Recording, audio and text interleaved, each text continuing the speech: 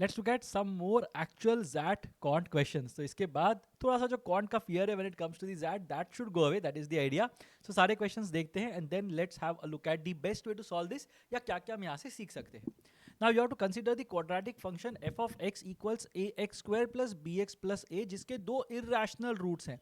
Now very important here because I remember when I saw this question for the first time during the test, मेरा पहला जो instinct था that was irrational roots का मतलब होता है नॉट रियल, ये मैंने सोचा सबसे पहले, and I started in some tangent and then मुझे डिनोमिनेटर कुछ बहुत ही वियर्ड सा मिला, and then I thought that I will look at it again, then I realise that irrational की बात कर रहे हैं यहाँ पे। So irrational is of course something where in you have let's say p divided by q के form में कोई नंबर है जहाँ पे q and p are both integers. अगर ये जो बात है, अगर ये कंडीशन सेटिस्फाई होती है तो ही हम बोलते हैं कि it's a rational number.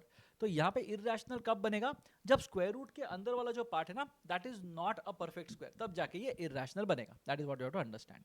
So in this particular context if you look at the normal expression a x square plus b x plus c, अगर मैं देखता हूँ इसके रूट्स, तो roots will be nothing but x equals minus b plus और minus root of b square minus 4ac upon 2a। तो ये हो जाते हैं मेरे roots. But I also know that अगर ये वाला पार्ट जो है बी स्क्वायर माइनस 4ac, जिसको डिस्क्रिमिनेंट भी बोलते हैं डेल्टा, अगर ये परफेक्ट स्क्वायर नहीं है, not a perfect square, right, and also if it is greater than और इक्वल टू 0 अगर आता है, तो I will say that this roots और this roots that we are going to get are going to be irrational. तो अगर दोनों roots irrational, इसका मतलब क्या हो गया? ये जो बी स्क्वायर माइनस 4ac है और द कोएफिशिएंट ऑफ एक्स का square minus 4 into coefficient of x square into the constant term, ये अगर करेंगे तो अपना काम बन जाएगा। So we are saying that it should be greater than or equal to 0 and it should not be a perfect square. So in this context, what exactly is b square minus 4ac?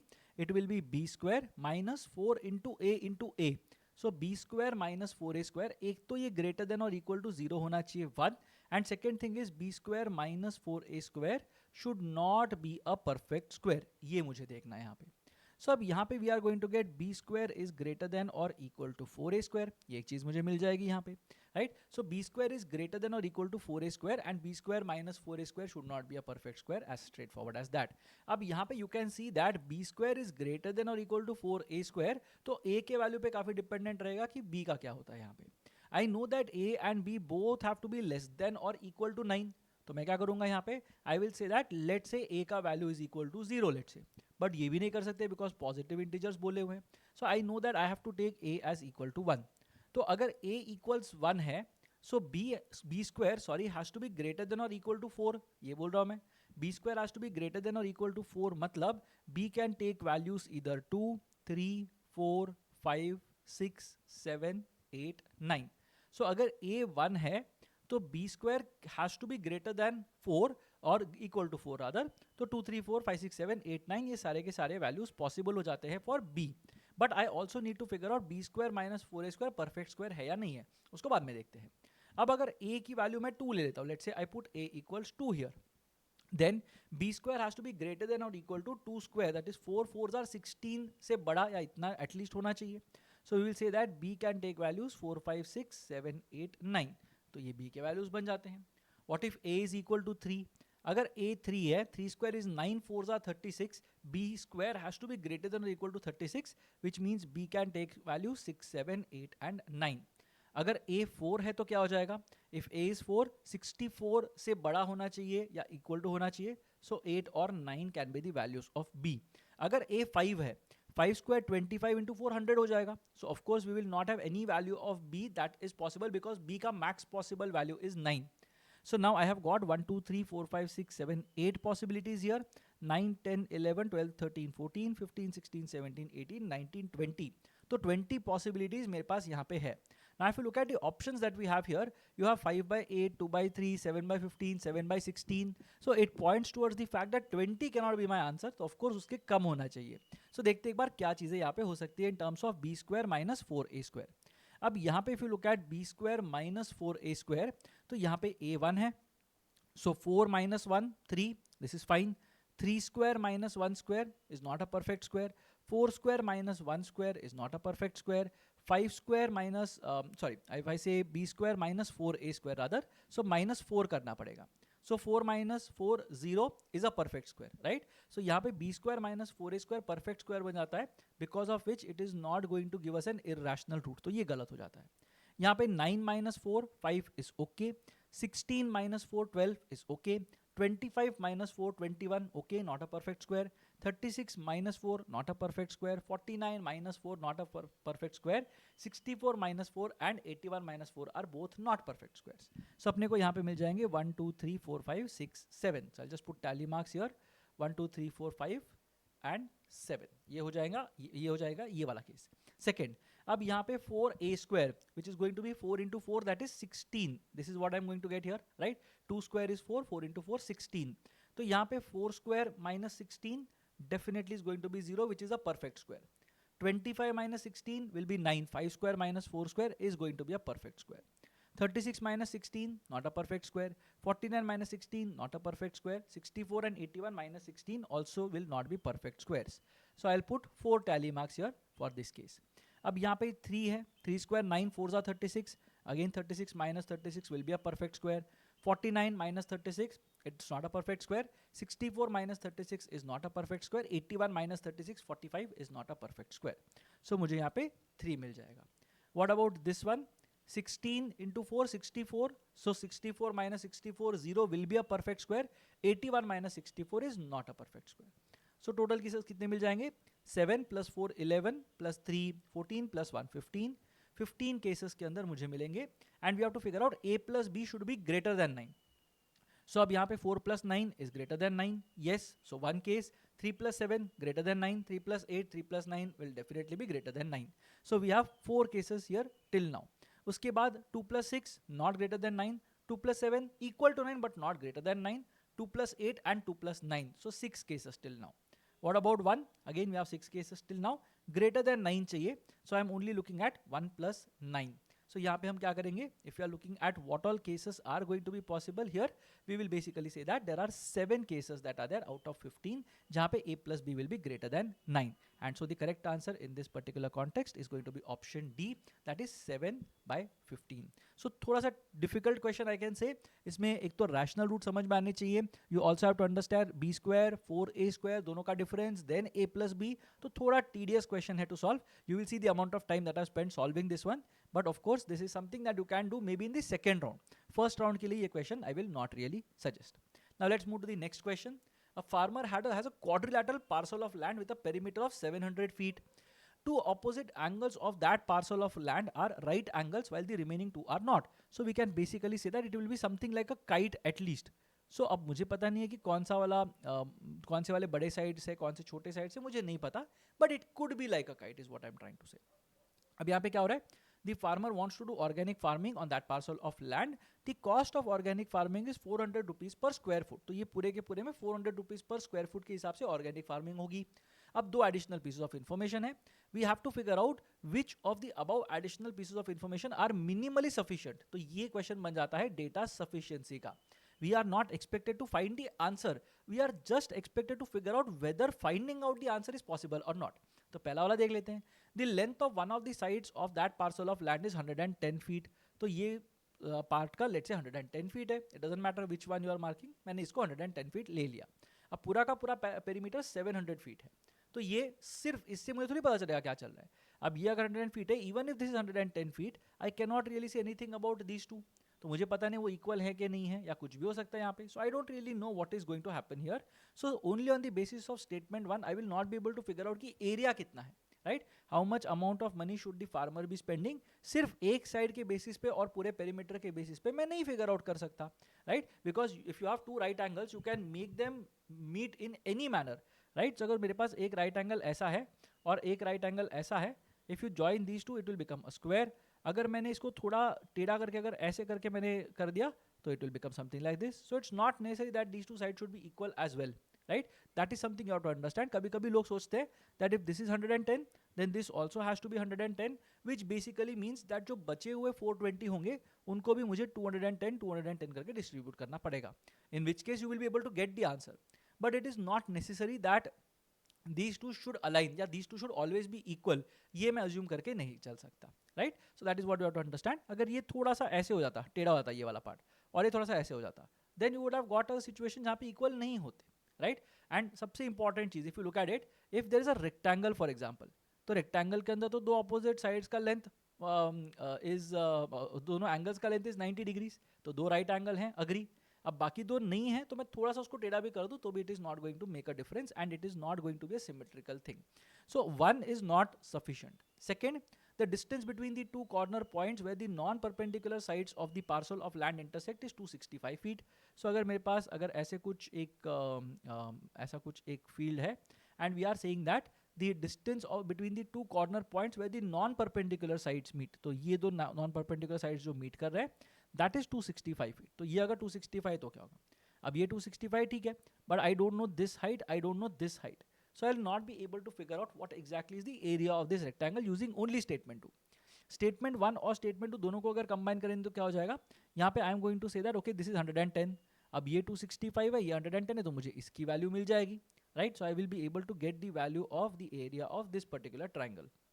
ठीक है, ये अपने को एक चीज मिल जाएगी. What else do we know in this particular context? अपने को पता करना है कि कौन से स्टेटमेंट से अपना काम बन जाएगा यहाँ पे, right. So in this particular context I also have to understand that अगले साइड में क्या होने वाला है, and if you are able to figure out what is going to happen in the other two sides then you are basically sorted.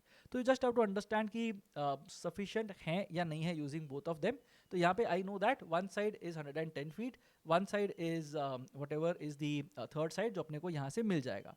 We also know that अगर ये 110 है और ये एक साइड यहाँ पे है, if this side is also the same amount तो ये वाला पार्ट भी अपने को मिल सकता है. That is the idea that we have here, right? And in that particular context, if you are looking at the amount of this thing money that needs to be spent, and perimeter यहाँ पे 700 feet है, if this is 110, this is some number that we have, ये दो numbers भी अपने को मिल जाने चाहिए, because of which I will be able to figure out what exactly is 265. अब ये कैसे मिलेगा? So this will be an actual value that we are going to have. Let's say इसकी value A है, इसकी value B है. We will be able to say that A square plus B square equals 265 square. ये अपने को समझ में आएगा because right angle triangle है. We will also know that A plus B का value is something. That is what we'll be able to figure out. अब ये अगर 110 and 265 है, if you look at the numbers, you will be able to find out what the value is. We are not expected to find the value out, but वो मिल जाएगा. So अपने को A और B में दो equations मिल जाएंगे. And on the basis of that, you will be able to figure out AB का value, which will also tell you the area. And यहाँ पे you will be able to get the area of both the triangles, which will mean that you will get the area of the quadrilateral piece of land. So although समझने के लिए it is not a very difficult question, but if you have good concept, you will be able to get it. And the correct answer here is option E. Let's look at the next question. अब यहाँ पे again if you look at this, this might again seem to be a dangerous question, a difficult question, because जैसे ही coordinate geometry आ जाता है, a lot of people get scared. And if you look at the options, 3 by root 2, 2 by root 5, थोड़े weird options हैं यहाँ पे. Now a straight line L1 has the equation y equals k into x minus 1. कोई तो एक value दिया हुआ है यहाँ पे, या फिर कुछ दिया हुआ है, k is a real number. L1 intersects L2 at the point 5,8. अब L1 and L2 अगर intersect कर रहे हैं at some point 5,8, it basically means that this 5,8 lies on both the lines. इसका मतलब वो L1 पे भी lie करना चाहिए. So L1 लाइन के अंदर अगर मैं x कोऑर्डिनेट 5 पकड़ लूँ तो मेरे को y का वैल्यू 8 मिल जाएगा. So I'll get 8 equals k into 5 minus 1. और विल गेट k का value as 2 because k into 4 will be 8. तो k का वैल्यू अपने को 2 मिल जाएगा. फैंटास्टिक. अब अगर मुझे k का वैल्यू 2 मिल जाता है, then what exactly are we saying? We are saying that the equation of the first line is y equals 2x minus 2. ये मुझे यहाँ पे मिल जाएगा. We also know that L2 has a slope of 1, right? L2 has a slope of 1. तो अब मुझे यहाँ पे क्या पता चल जाएगा वो मुझे देखना है. Now out of the given options you have to figure out is there something that is linked to L1 directly, because L1 का equation तो मिल गया है. So यहाँ पे if I am looking at this, the line L1 passes through the point 1, 0, right? So अगर x1 है तो y 0 होना चाहिए, अगर x1 है तो y 0 है. So this is definitely true, which means this is not our answer, because अपने को statement चाहिए जो definitely false है. So D is not our answer, right? अब इसके बाद में और क्या करेंगे?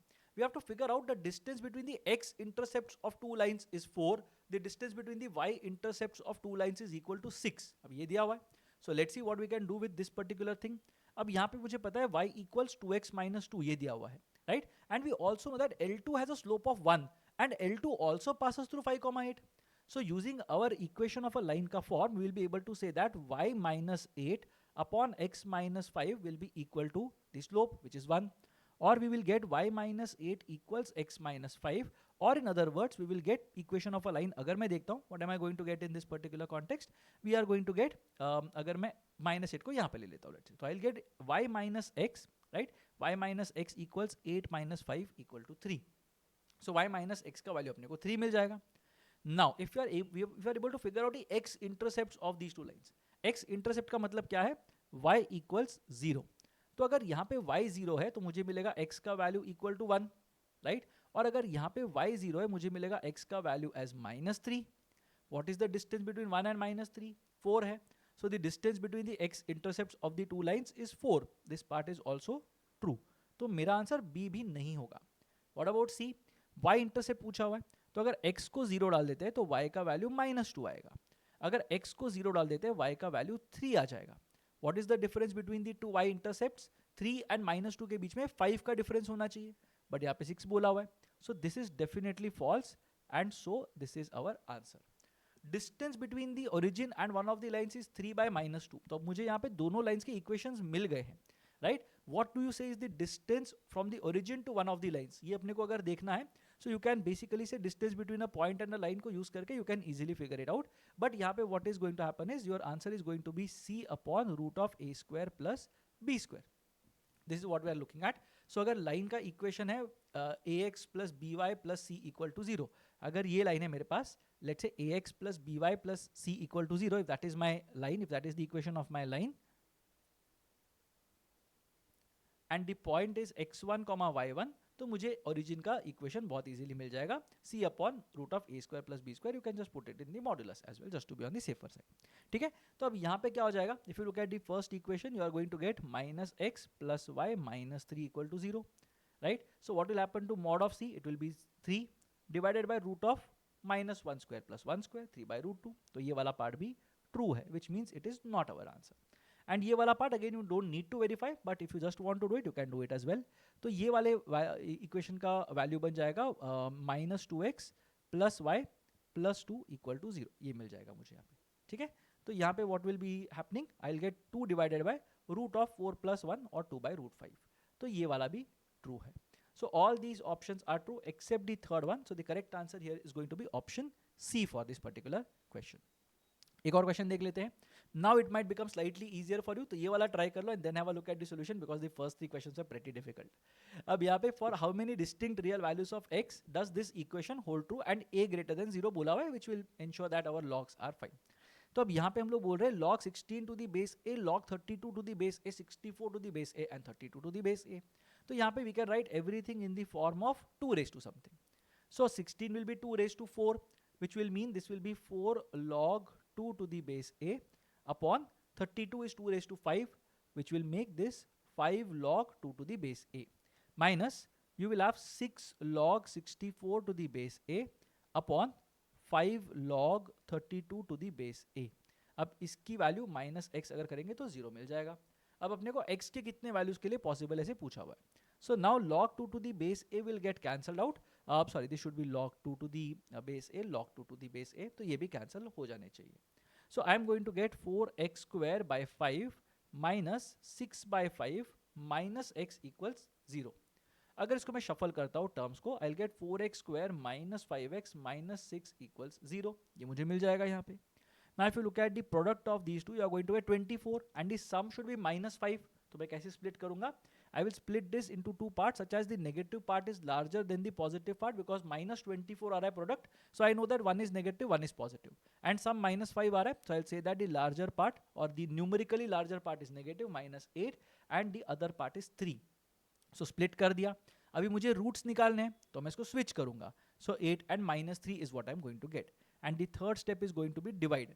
So 8 by 4 and -3 by 4. So I'm going to get 2 and -3 by 4. ये हो जाएंगे x के वैल्यूज. अब यहाँ पे पूछा है distinct real values of x जिसके लिए होल्ड करता है. सो यहाँ पे you can not really say that x negative है तो नहीं चलेगा.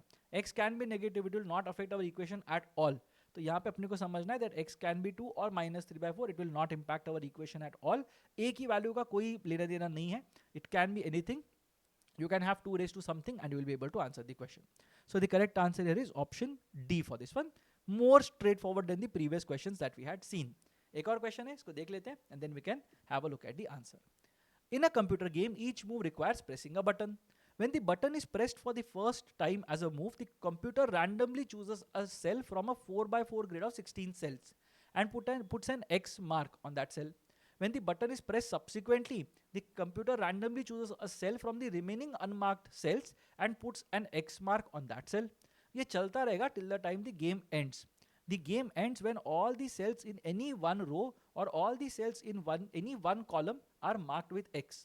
So maximum possible कितने हो सकते हैं जब अपने को 4 in a row नहीं मिलेगा तब तक, right? So the maximum number of times a player has to press the button to finish the game. तो game finish करना बहुत important है यहाँ पे. So what exactly can we do here? So let's say we have a 4 by 4 grid here as has been advised. तो यहाँ पे मुझे क्या करना है, I want to keep on adding numbers till the time मुझे 4 इन अ रो और 4 इन अ कॉलम ना मिले, राइट? सो मुझे हर एक रो में अगर 3 मिल रहे हैं, हर एक कॉलम में अगर 3 मिल रहे हैं, देन आई एम फाइन. सो यहाँ पे लेट्स से फॉर एग्जांपल मैंने यहाँ पे 3 ही फिल कर दिया इंस्टेड ऑफ 4, बिकॉज 4 फिल करता तो प्रॉब्लम हो जाती, right? One way of looking at it is you can just say that मैं इसको इसको और इसको फिल कर दूंगा, इसको इसको और इसको फिल कर दूंगा, and then you fill this one, and now wherever you mark you are going to get an answer. But is this the most optimum approach of doing things, right? Because if you are saying that मेरे को हर रो में 3 चाहिए, हर column में 3 चाहिए, there are 4 rows and there are 4 columns. So we are going to get 12 in some manner. So this is not the most optimum way of doing things. अपने को maximum possible चाहिए, तो मुझे most optimum way of doing things के हिसाब से इसको करना है. So let's see what I can do here.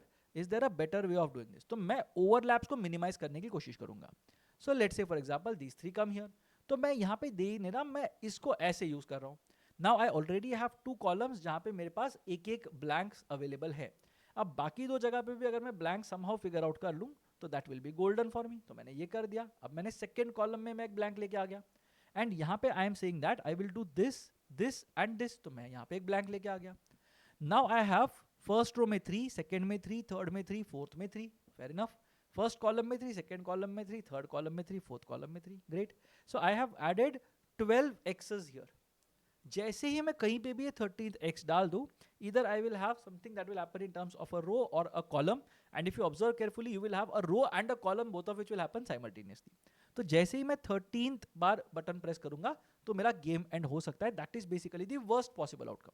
16 तक रुकने की जरूरत नहीं है, because if you have filled 15 cells there is a very good chance that you have got, or there is 100% chance that you would have got some rows and columns that would be complete. So यहाँ पे the correct answer is option C, that is 13 for this particular question. Again, this is kind of the most straightforward question that you can get. The answer here is C. Sorry for this, but C should be the answer. 13 should be the answer. Maximum number of times जिससे button press करके game finish हो जाएगा. So I hope you had fun solving these questions. थोड़े से difficult questions बोल सकता हूँ मैं इनको compared to the ones that we had solved in set 1. But these kind of questions will be your round 2 when it comes to the ZAT. So make sure that if you have good knowledge of maths and numbers in general, you should be able to handle some of these questions. पूरा मिला के अगर 15 questions भी कर रहे हो, I think that's a great attempt in terms of quant. So make sure that you are aiming that number and are preparing for that accordingly.